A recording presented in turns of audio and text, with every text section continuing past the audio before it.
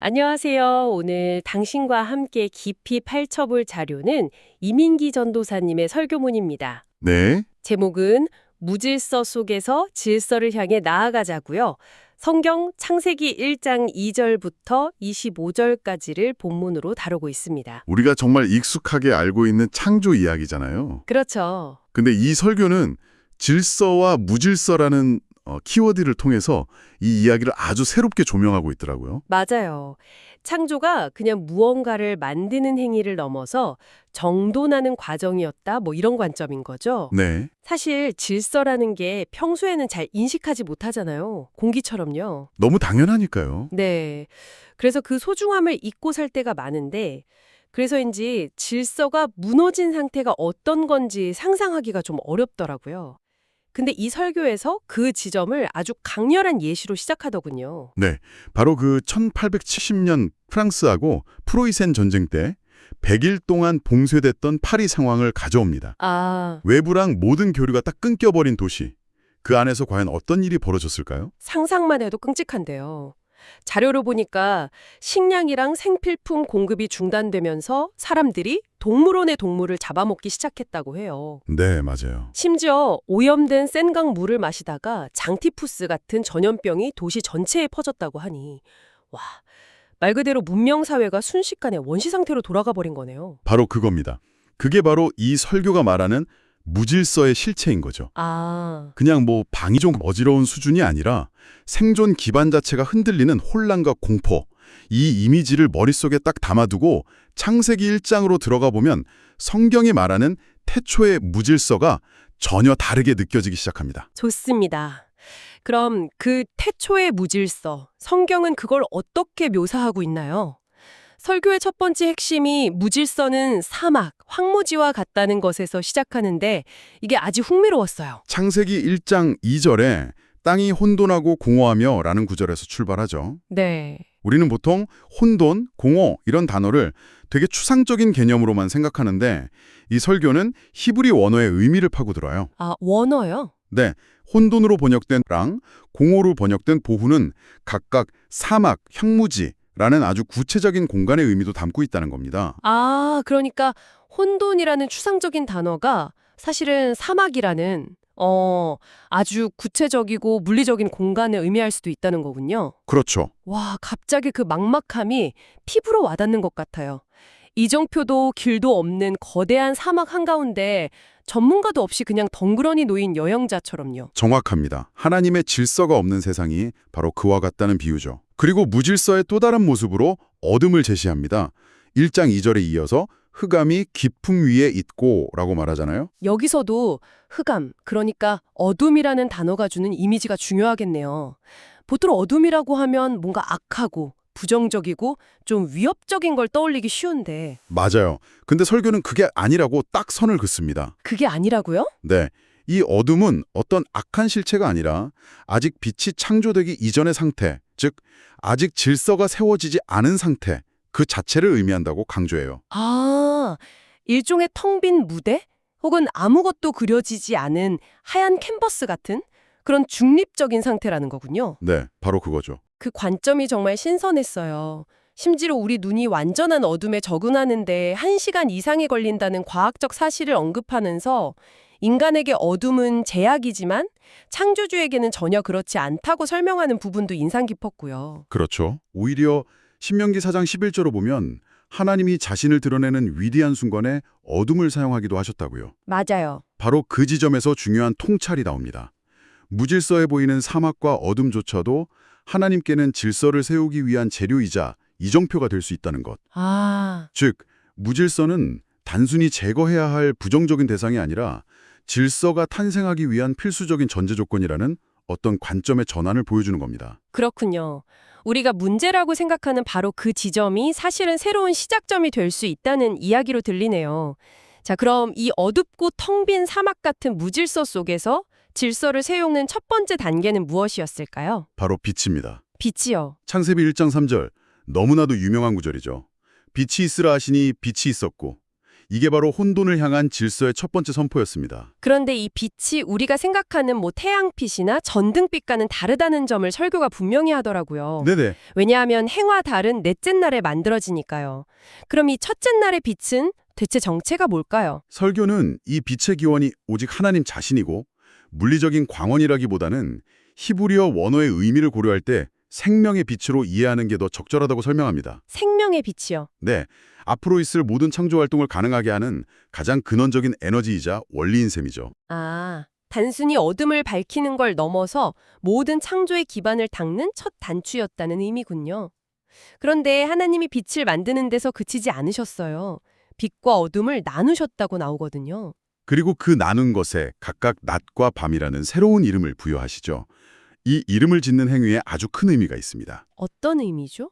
설교에 따르면 성경 세계관에서 이름을 짓는다는 건 대상에 대한 소유권과 통치권을 선언하는 행위예요. 창조주나 부모처럼 권위를 가진 존재만이 할 수 있는 일이죠. 아하, 마치 과학자가 새로운 별을 발견하고 이름을 붙여서 인류의 지식체계 안으로 편입시키는 것과 비슷하네요. 맞습니다. 하나님께서 낮과 밤에 이름을 주심으로 혼돈스럽게 뒤섞여 있던 시간의 흐름에 질서라는 권위를 부여하신 거군요. 그렇습니다. 그리고 이 질서는 넷째 날의 창조와 아주 긴밀하게 연결이 돼요. 늦은 날이요? 네. 그때 하나님이 큰 광명체와 작은 광명체를 만들어서 각각 낮과 밤을 주관하게 하십니다. 여기서 해와 달이라고 직접 부르지 않고 굳이 광명체라고 표현한 점이 정말 예리한 지적이라고 생각했어요.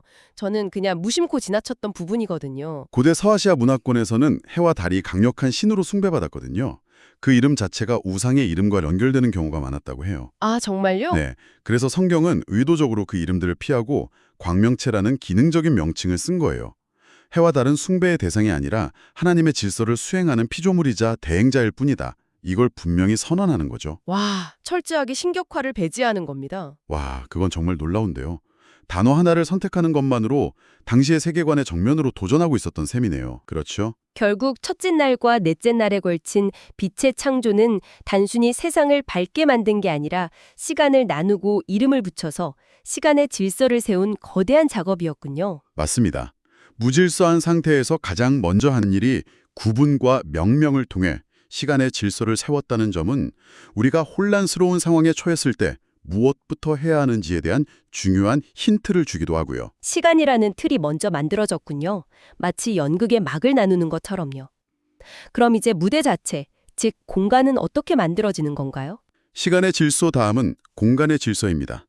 둘째 날 하나님이 물 가운데 궁창을 만들어서 위의 물과 아래의 물로 나누시고 그 궁창을 하늘이라 부르시죠. 하늘이라는 공간의 질서가 세워지는 순간이군요. 네, 궁창이라는 단어가 좀 어렵게 느껴지는데 이것도 원어의 의미를 살펴보면 이미지가 아주 생생해지더라고요. 네, 원문의 의미가 망치로 두드려 얇게 펴다라는 뜻을 가진다고 합니다. 망치로요? 네, 마치 대장장이가 뜨거운 금속을 망치로 힘껏 내리쳐서 넓게 펴는 것처럼 하늘을 만드셨다는 굉장히 역동적이고 힘있는 이미지죠. 대장장이가 하늘을 만든다니 정말 강력한 이미지네요.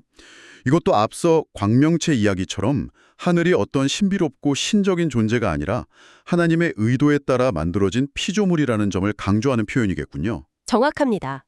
그리고 설교는 여기서 창조 이야기의 놀라운 평행 구조를 짚어줘요. 아, 평행 구조요? 이렇게 둘째 날 하늘과 물이라는 공간을 만드신 다음에 정확히 사흘 뒤인 다섯째 날에는 그 공간에 딱 맞는 생명체, 즉 하늘을 나는 새와 물속의 물고기를 창조해서 그 공간을 채우셨다는 겁니다. 와, 정말 건축 설계도처럼 딱 들어맞네요.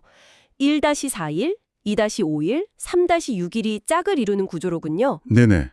그런데 다섯째 날 창조에서 특별히 주목해야 할 부분이 있다고 하셨죠. 네, 바로 하나님께서 이 피조물들에게 생육하고 번성하라는 축복을 내리셨다는 점입니다. 아, 설교는 인간이 창조되기도 전에 새와 물고기가 먼저 이 축복을 받았다는 사실을 강조해요. 그건 정말 의외네요. 보통 창조 이야기는 굉장히 인간 중심적으로 해석하기 마련인데 동물이 먼저 축복을 받았다는 건 우리가 세상을 보는 관점을 완전히 뒤집는 이야기 같아요. 그렇죠. 창조 세계 전체를 향한 하나님의 관심과 섭리를 보여주는 대목이죠. 인간만이 특별한 존재가 아니라 모든 피조물이 각자의 자리에서 하나님의 복을 누리도록 설계되었다는 어떤 질서를 암시하는 겁니다. 하늘의 질서가 세워졌으니 이제 땅의 질서 차리겠네요. 셋째 날 아래의 물을 한 곳으로 모아서 바다를 만드시고 마침내 드러난 뭇을 땅이라고 부르시죠. 그리고 그 땅 위에는 각종 식물이 자라나게 하시고요. 이 역시 여섯째 날 창조와 완벽한 평행을 이룹니다. 아, 이것도요? 네, 셋째 날 만들어진 땅은 여섯째 날 창조될 동물과 인간의 거처가 되고 셋째 날의 식물은 그들의 먹거리가 되는 거죠. 모든 것이 서로 연결된 하나의 거대한 생명 시스템 안에서 질서가 확립되고 있는 모습입니다. 정말 모든 것이 빈틈없이 계획되어 있다는 느낌이 드네요. 그럼 마지막 여섯째 날, 땅의 생물을 창조하실 때는 또 어떤 차원의 질서가 나타나나요? 설교는 여기서도 분류에 주목하던데요. 네, 땅의 생물을 그냥 동물이라고 뭉뚱그리지 않고 가축, 기는 것, 땅의 짐승 이렇게 세 가지로 나누어서 창조하십니다. 네. 그리고 각 창조마다 그 종류대로라는 말이 반복해서 등장해요. 이게 핵심입니다. 그 종류대로 이게 왜 그렇게 중요한가요? 이것이 바로 하나님께서 의도적으로 부과하신 제한이자 질서라는 해석입니다.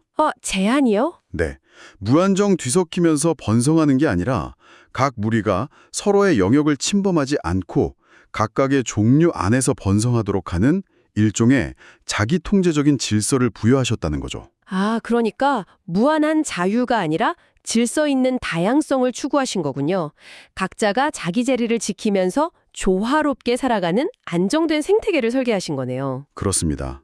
창조는 무에서 유를 만드는 기적이기도 하지만 동시에 혼돈의 경계를 설정하고 각자의 자리를 정해주고 관계를 맺어주는 질서 부여의 과정이었던 겁니다. 오늘 이민기 전도사님의 설교를 통해 창조 이야기를 따라가 보니 정말 혼돈에서 질서로 나아가는 하나의 장엄한 여정처럼 느껴집니다. 네, 형태 없는 사막과 어둠에서 시작해서 빛으로 시간의 질서를 세우고 하늘과 땅이라는 공간의 질서를 확립한 뒤에 마지막으로 그 공간을 각양각색의 생명으로 채우는 체계적인 과정이었네요. 그리고 설교는 이 거대한 창조의 질서를 우리의 아주 구체적인 일상으로 가져와요. 도로 위의 신호등이나 횡단보도 같은 사회적 질서가 우리 생명을 지켜주듯이 우리 삶에도 영적인 생명을 지켜주는 하나님의 질서가 반드시 필요하다고 이야기하죠. 설교가 전해진 공동체를 향해서는 담임 목사와 교회의 연간 표어가 바로 그 질서의 역할을 한다고 구체적으로 적용하며 마무리하는 점도 인상적이었습니다. 맞아요. 거대한 원리를 실제 삶에 적용할 수 있는 손잡이를 만들어준 셈이니까요. 그렇죠. 그리고 창조의 각 단계가 끝날 때마다 반복되는 보시기에 좋았더라라는 구절에 대한 해석도 기억에 남습니다. 맞아요. 그게 단순히 와 이거 정말 예쁘게 잘 만들어졌네 같은 미학적인 감탄이 아니라는 거죠. 네, 그보다는 마치 잘 설계된 기계가 설계도대로 완벽하게 작동하는 것을 본 엔지니어의 만족감, 거기에 가깝다는 해석입니다. 아, 내가 세운 완벽한 질서에 따라 세상이 움직이기 시작했다는 것에 대한 승인이자 축복의 선언이라는 겁니다. 와, 결국 이 설교는 무질서와 어둠 자체에 집중하기보다 그 한가운데서 시작되는 빛과 질서, 그리고 그 안에 담긴 창조주의 사랑과 계획에 초점을 맞추고 있는 거죠. 창조를 세상을 정돈하는 의도적인 과정으로 바라보니까 우리 삶의 문제들을 대하는 태도도 달라질 수 있겠다는 생각이 드네요. 여기서 당신에게 마지막으로 생각해볼 질문을 하나 던져봅니다. 네, 우리 각자의 삶에서 마치 태초의 땅처럼 혼돈스럽고 어둡고 텅 비었다고 느껴지는 상황에 직면했을 때 이 창조의 원리를 따라 질서를 찾기 위해 가장 먼저 만들어야 할 당신의 빛은 무엇일까요? 상황을 정리하기 위해 가장 먼저 구분하고 이름 붙여야 할 낮과 밤은 무엇인지 한번 생각해 보시는 건 어떨까요?